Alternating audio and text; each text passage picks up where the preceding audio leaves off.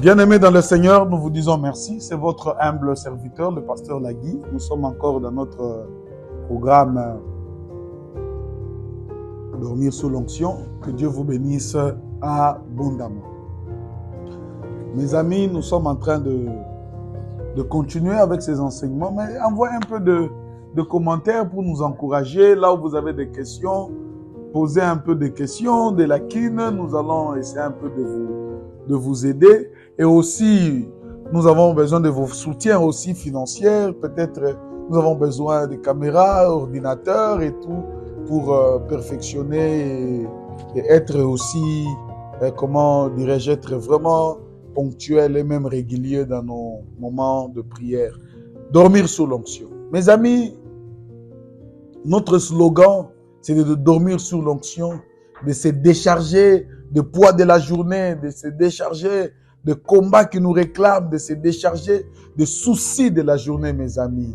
C'est vrai que vous avez eu une journée difficile, vous qui êtes en Europe, travail et tout ça, mais prenez quelques minutes pour prier, écoutez nos enseignements pour dormir sous l'onction, parce que la nuit, il se passe beaucoup de choses. La nuit, c'est une période de transactions spirituelles. Si dans la nuit, tu n'as rien reçu, dans la journée, tu ne vas rien manifester. Si dans la nuit, on t'a... J'ai beaucoup de témoignages, quelqu'un, on l'a cogné la nuit, il se réveille le matin, malade et tout ça. Nous ne voulons pas que nos nuits soient nos nuits de beaucoup d'agitation, d'étouffement, de stress et même d'oppression. Non. C'est pourquoi la Bible nous interdit de dormir avec colère. Parce que la nuit, il y a beaucoup de choses qui se passent. Amen. Hein? Mais nous sommes en train de parler sur un esprit qui travaille beaucoup la nuit et qui dérange nous les Africains, mais même pas les Africains, le monde entier, c'est l'esprit de la sorcellerie. Noir sur blanc, nous avons lu avec vous des versets qui prouvent que la sorcellerie existe.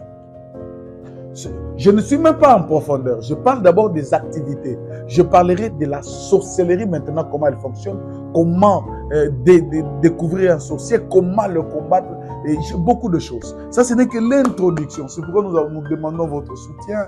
Partagez nos vidéos, abonnez-vous, invitez, partagez, suivez en famille. Surtout des chants de prière, d'enseignement, suivez en famille. Nous sommes en train de parler sur la sorcellerie et ses activités. Parmi les activités qu'on a commencé à attaquer, c'est l'esprit de contrôle, ce qu'on appelle contrôler. N'oubliez pas, contrôler, c'est avoir des informations d'une famille et maîtriser cette famille-là, avoir le pouvoir, l'autorité sur cette famille, c'est ça l'esprit de contrôle. Quand on dit « je suis contrôlé », ça signifie que toutes tes informations, on les a et on les utilise pour avoir l'autorité sur toi et influencer des choses dans ta vie, c'est ça l'esprit de contrôle. C'est pas seulement regarder comme ça, c'est pas se guetter, non. C'est ce que je viens de vous dire. Et parmi les choses que la sorcellerie familiale utilise pour nous contrôler, 1, le sang, 2, le nom. Le nom.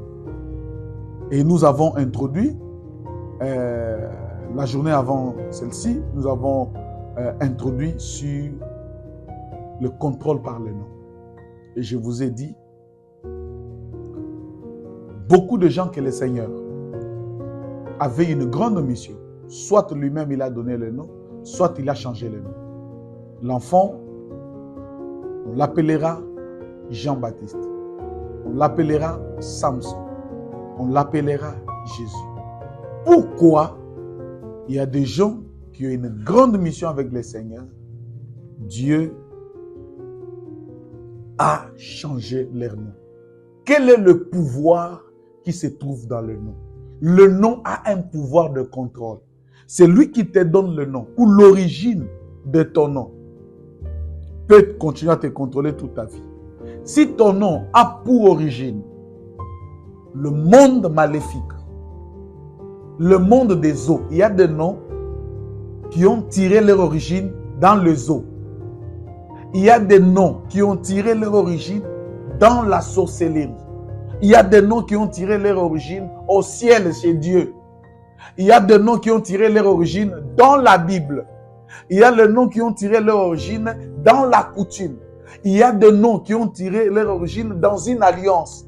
Il y a deux peuples qui se battaient. Ils veulent se réconcilier, traiter une alliance. Ils donnent le nom Il y a des noms de conflits qui viennent de conflits. Il y a des noms qui viennent, qu'on appelle les incarnations, c'est-à-dire quelqu'un est mort dans la famille. Pour ne pas l'oublier, on donne le nom à celui, donc une femme qui est dans la famille, qui est grosse, on dit donner le nom pour ne pas oublier. Donc, l'origine de ton nom peut continuer à te contrôler. L'origine de ton nom peut te contrôler. C'est pourquoi avant de donner le nom à ton enfant, avant de donner le nom, il faut savoir quelle est l'origine de mon nom et prier pour ce nom. Alléluia. L'histoire que nous allons étudier, c'est l'histoire de Jacob. Jacob a une vie extraordinaire. Sa mère ne mettait pas au monde. Généralement, quand une femme ne met pas au monde, c'est la femme qui a beaucoup de soucis. C'est la femme qui va prier. Mais dans le cas de Rebecca, elle ne met pas au monde. Ce n'est pas elle qui est allée prier. La Bible dit c'est Isaac qui est allé prier. Ah, je comprends par là. Isaac est allé prier parce qu'il a compris que cette histoire de stérilité ici, ce n'est pas cette femme, ça vient de chez nous. C'est mon père qui était stérile. C'est mon oncle qui était stérile. Ça vient de chez nous. Je conseille aux couples, à la famille, comme c'est une prière de famille, je conseille aux familles de savoir que l'origine de ce combat ici vient chez nous. Il faut voir l'histoire de ta famille. Tu sens, mon père a été polygame. Ça, ce n'est pas mon mari. On veut me faire vivre ce que ma mère a vécu. Ma mère a eu un mariage compliqué. Donc, ce qui m'arrive, ça peut être le combat qui veut me faire répéter ce que ma mère a subi. Mais deux fois, les femmes, vous attaquez les hommes qui sont innocents. Un homme m'a dit, pasteur, moi, je me suis marié chaste. À 30 ans. Mais dès que je me suis marié, j'ai commencé à faire l'impudicité comme le sport. Moi-même, je me dis, qu'est-ce qui m'arrive? La femme. Ça vient de la femme. Il y a des combats croisés, on en parlera. Vice versa. Il faut savoir. Isaac comprend, il n'a pas fait de discussion, sa femme. Parce que regardez quand la famille de Rebecca bénit Rebecca de la progéniture. Il dit, ta progéniture va attraper son ennemi par la nuque. Et tous, on a béni, tu auras une progéniture. Elle vient avec le cortège de bénédiction. Elle vient avec la fécondité. Elle vient avec la bénédiction de la fécondité. Elle vient avec ses trompes, ses matrices bien préparées à avoir des enfants. Il se greffe chez un homme où là-bas ne met pas au monde. L'homme a compris, il est allé prier. Et la Bible dit, Dieu a visité Rebecca. Dieu, en visitant Rebecca est tombée enceinte. J'aime beaucoup cette femme. J'aime beaucoup cette femme dans la Bible. Elle avait la dépendance dans la prière. Écoutez mes amis, quand elle est tombée enceinte, elle avait les enfants bougeaient, elle avait des malaises. Au lieu d'aller à l'échographie, elle part consulter Dieu. Elle part à l'échographie de Dieu. Combien de femmes, quand elles sont enceintes, un peu de malaise, médecin. Un peu de ceci, médicaments. Elle, d'abord, elle est allée consulter Dieu. Dieu lui dit, il y a 2 nations qui se battent. 2 nations qui se battent dans ton ventre. Et vous connaissez l'histoire. Et la Bible dit, le plus jeune va dominer et tout. Ésaü est sorti et tout. Il y a un homme de Dieu qui nous a parlé d'une histoire formidable, le pasteur Emmanuel de Tours, qui va commencer avec nous un séminaire sur l'enfant qui était sorti la tenue, l'autre au talon. C'était formidable. Il est sorti par la tête et tout. Bon, que Dieu, je salue le pasteur Emmanuel de loin. Et quand ces enfants sortaient, et Ésaü est sorti avant, mes amis. Jacob, on lui a donné un nom. Mon révérend, ce nom de Jacob signifiait Jacob qui signifie usurpateur, trompeur, mes amis. Et Jacob qui avait une grande destinée avec Dieu. Par lui, Dieu devait avoir son peuple. Par lui, et c'est la première fois où Dieu voulait avoir un peuple sur la terre qui l'appartient. Et il trouve que il y a un gars que j'ai déjà sélectionné.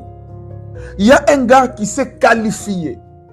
Écoutez mes amis, je vais vous expliquer quelque chose de très fondamental. Il y a 2 enfants qui sortent dans le ventre, n'est-ce pas? des enfants qui sortent dans les ventres. Et ces enfants, de ces ventres, un devait se qualifier pour la mission avec Dieu. Et Dieu n'avait qu'un seul nom. Ce n'est pas comme du temps de Jean-Baptiste. Jean avec le nom, il y avait que Jean-Baptiste dans les ventres. Non. Ici, il y a des enfants. Dieu avait un nom.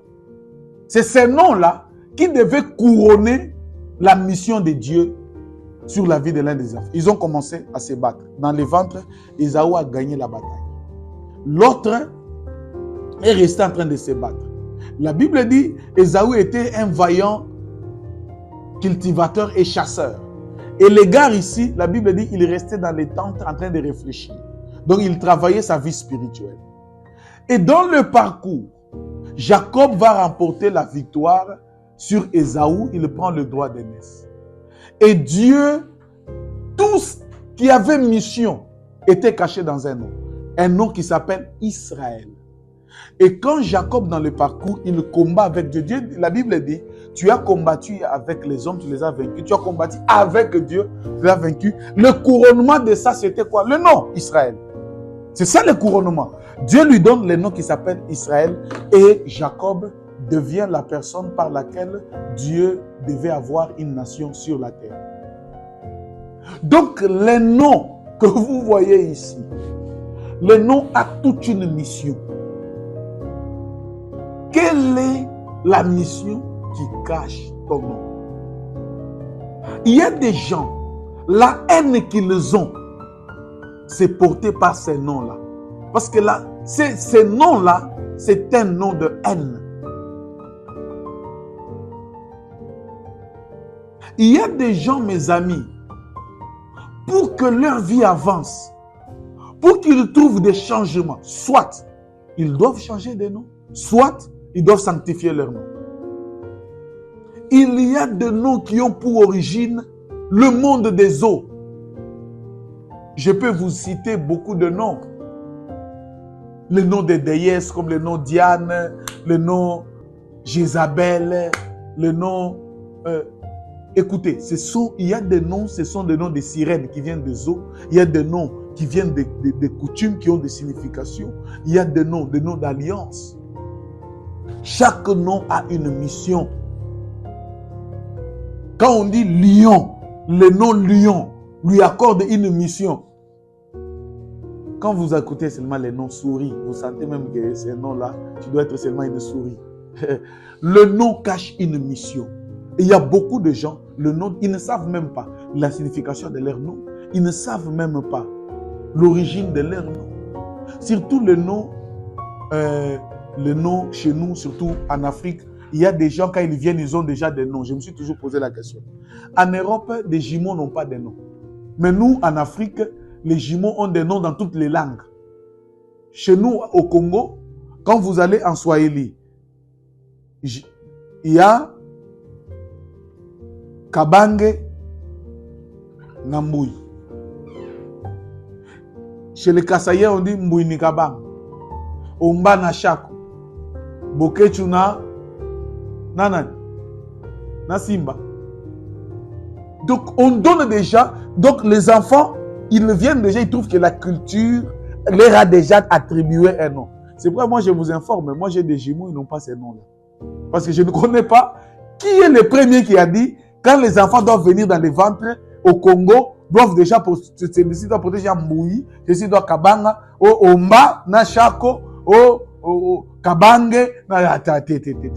Quelle est l'origine?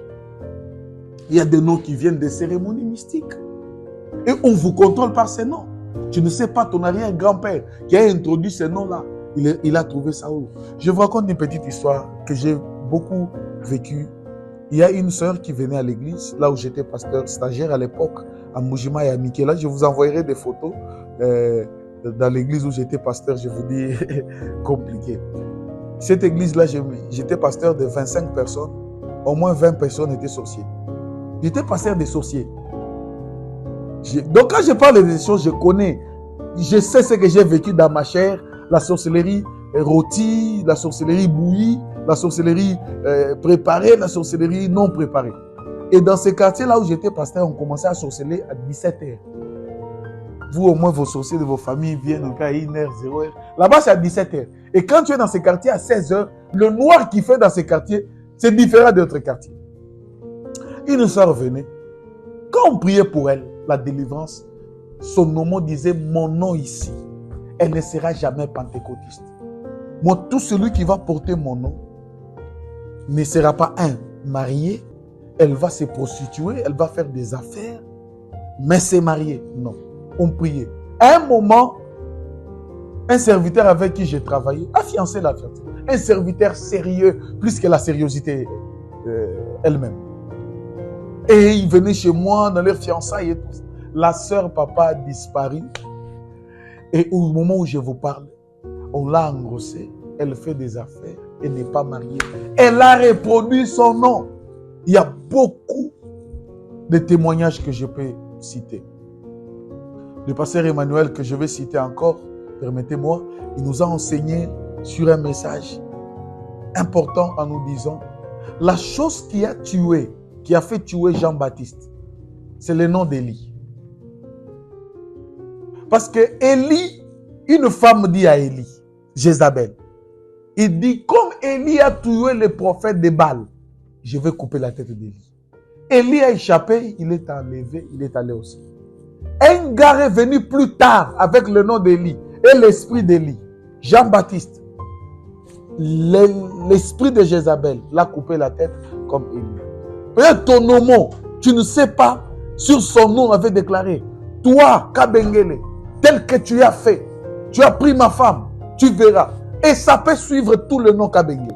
Ça peut suivre tout le nom Mulumba. Ça peut suivre tout le nom Kanyinda. Ça peut suivre tout le nom Isso. Ça peut suivre tout le nom ça peut suivre. Alléluia. Le nom a une mission, le nom a un pouvoir. C'est pourquoi je prie, nous allons détruire toute puissance qui se cache derrière ton nom. Je te laisse le temps de prier. Je ne donne pas une requête. Je vous laisse l'opportunité. Tu vas prendre 15 minutes, c'est toi. 10 minutes que c'est toi. Mais détruis un peu toute mission et tout pouvoir qui se cache sur ton nom. Prions au nom de Jésus. Je te laisse le temps de prier.